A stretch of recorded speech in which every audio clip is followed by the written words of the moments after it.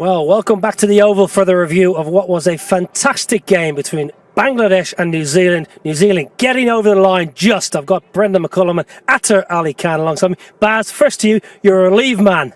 Very relieved. Look, that was a game where I thought New Zealand, about the 20 over mark, they were bossing the game. And from that point on, we saw what World Cup pressure can do. And even Kane Williamson, such an experienced player, even he fell victim to a little bit of pressure and some mistakes crept in. But New Zealand will be very thankful they have got across the line. It means so much in this sort of tournament format. Atta, you were slightly disappointed when you came down from the stands. You see, if you score 244 on Isle, and then you'd think that that is not enough, especially on this ground, and you would expect them that perhaps they're like 30, maybe 40 or 50 runs short on this. But they made a fist of things. You've got to give this to Bangladesh to pull this back. And I think at one stage it looked that they were cruising along. They were 3 down for 150, and then all of a sudden those wickets from the spinners. I thought the spinners bowled really well. It was the batsmen who let that team down. I think the bowlers did really well. So you speak about the batting. Shakib Al Hasan was excellent. A lot of starts though for Bangladesh. Baz, you want to talk about that? Shakib, the lone hand, really. Yeah, look, he's been such an impressive player for Bangladesh for a long period of time, and I think if Bangladesh are honest with themselves, they'll look back and they'll say on this surface 240 odd was not enough, and Shakib, he was punchy off both front and back foot, and he really set the platform. He would be disappointed he fell when he fell, but look, just one of those cases of just too many starts with no one really going on to get a big score, and Shakib would be pleased with his output, but he would have liked a little bit more. Very strange, really, because it's a good pitch. You see a lot of players getting started and getting out. I'm not really sure. Can't really put my finger on it, Atta, but from a bowling point of view, Matt Henry was excellent with the ball, taking 4 wickets for New Zealand. Yeah, I thought they showed really good discipline because they hardly gave anything away. They bowled straight, they bowled on stumps, and did not allow the batsmen to free their arms. And if you could look at the areas that they hit, they always force the batsmen to play each and every delivery. Yeah, they tested them with short pitch deliveries where they picked up wickets, but again, few wide deliveries they chased down. But having good starts, we saw that what happened on that occasion. But if a batsman top 4 get into the 20s and 30s, you got to carry on. And if you get out after making 20s or 30s, then your team's going to suffer. Well, the batting card here for Bangladesh just typifies that. Tamim getting a start, Shomo Sarkar getting a start, Shakib 64 again, but a lot of starts, 19, 26, 20, 29, and as we say, a 240 odd score should have been a 300 score. Matt Henry obviously with 4, Trent Bowles excellent with the new ball again for New Zealand, but again, from a New Zealand point of view, Baz, they're happy enough with the ball. It's more the batting is causing them a little bit of concern at the moment. Yeah, look, I thought they were good with the ball in hand, absolutely. 244 was probably under par.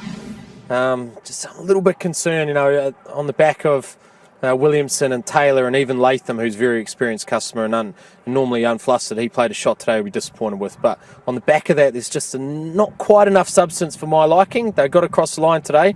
But, hopefully they're going to improve on that performance. At half-time, when you're slightly under par and you've been there as a captain, what do you say to your troops? A couple of early wickets we need, and they got those early wickets. Yeah, and I also think we talked at the half-time about it, that what the Bangladesh lineup had in their favour is they had 3 spin bowling options. If we look back at the spin bowling options and how they performed in that second innings, they took 6 wickets, 6 for 127 from 28 overs. So they played a key part, and I think they would have always believed that if they could just get wickets to keep falling, what a moment in the game this was as well. Atta, you're shaking your head at the screen there. That's the moment. That's the game-changing moment as far as I'm concerned, because Kane Williamson batting on 8, scored 62 for 2.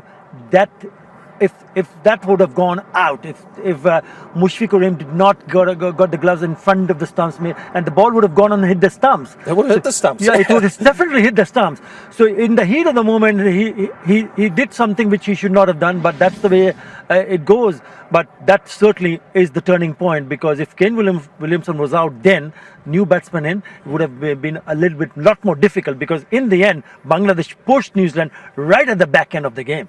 Baz, then it was the Kane Williamson got his head down, got a score, but Ross Taylor took the game away from Bangladesh, played superbly well.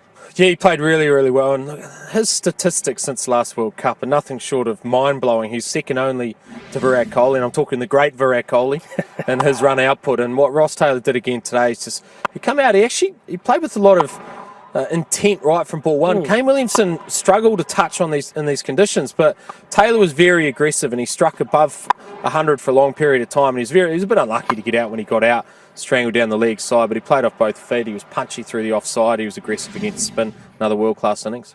And then Kane Williamson's dismissal, and obviously Bangladesh fighting hard and lost a couple of wickets, and all of a sudden the crowd found their voice and got back into the game. It's such a wonderful game in the end, because who would have thought that Bangladesh would push New Zealand up at the 48th or the 49th over by defending 244, and it happened because they kept on picking up wickets. You mentioned, Baz, about the spinners picking up wickets. So 3 spinners used, and they took 6 wickets among themselves. I think the surprise package was Musaddiq Hussain, because you hardly see him bowl. He's a part-time spinner. You'd expect Shakib Al Hasan and Mehdi Hasan to bowl well, but I thought this is where things started to look good for Bangladesh when Taylor played down the leg side, and also this when there was a slower bounce. I just couldn't ramp it up above the Mushfiqur Rahim. But all in all, they would still be feeling that we got so close yet so far without having to score maybe 30 or 40 extra runs. When you walk away from the ground here at the Oval and Bangladesh will go back to the hotel, are they happy with their performance after fighting so hard to try and defend the low score, or is it a case of one that got away? Look, I think they'll be disappointed they didn't get the points, but at the same time, the thing that Bangladesh now are as a team is they're a team that's hard to beat. Now, it doesn't mean they're going to win every game, but when they do get beat, you know that you've been in a bit of a fight, and I think it's a great character that they're possessing at this point in time, and they are a team who is just continually impressing me as a side.